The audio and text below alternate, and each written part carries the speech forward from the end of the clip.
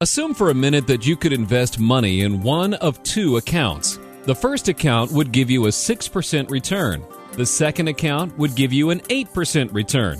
Which would you choose? Well, if you're like most people, you would choose the second account, since it has the higher rate of return. That seems logical, and it's exactly what we've been conditioned to believe. However, you must consider more than just the rate of return when comparing different investment alternatives. In fact, focusing too much on rates of return limits your ability to see the bigger picture. This can ultimately cause you to make uninformed and ill-advised decisions. In order to make an informed decision, you must consider many questions before reaching a conclusion. Questions like, can you access your money anytime you need to without penalties? Is your money safe? How will your money be taxed? And which alternative will net the biggest return in the end? When first exposed to the infinite banking concept, many people immediately think to themselves, but I can get a higher rate of return. This thought stems from the erroneous assumption that following the infinite banking concept limits your ability to participate in and take advantage of other investment opportunities.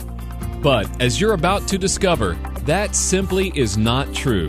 In fact, when done correctly, it can actually improve the results you can receive from other opportunities.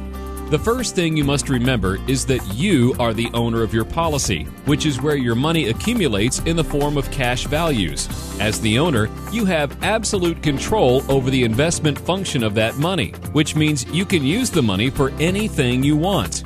So, let's assume that you had an opportunity to invest $100,000 with a 20% return.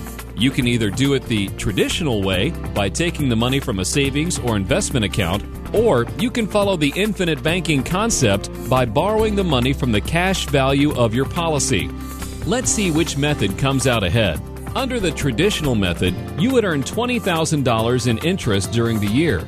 Assuming you were in a 30% tax bracket, you would have to pay $6,000 in taxes on those earnings, which would leave you with a net yield of $14,000. By following the infinite banking concept, you would earn the same $20,000 in interest during the year.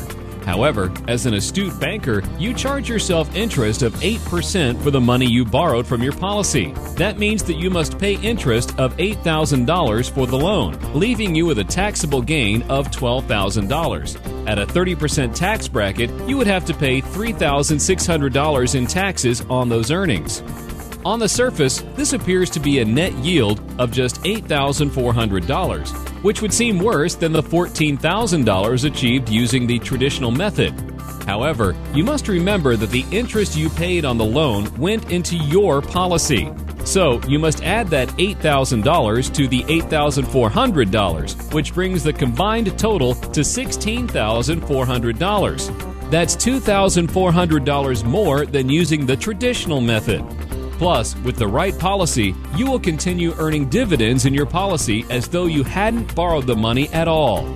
So, as you can see, becoming your own banker doesn't limit your choices at all. It actually increases them. It enables you to take advantage of the opportunities that come your way and puts you in a better position to capitalize on them. By becoming your own banker, you will soon be in a position to stop supporting the employees and shareholders of other banks and finance companies through all of the interest you're paying to them, and instead use that money to support you and your family.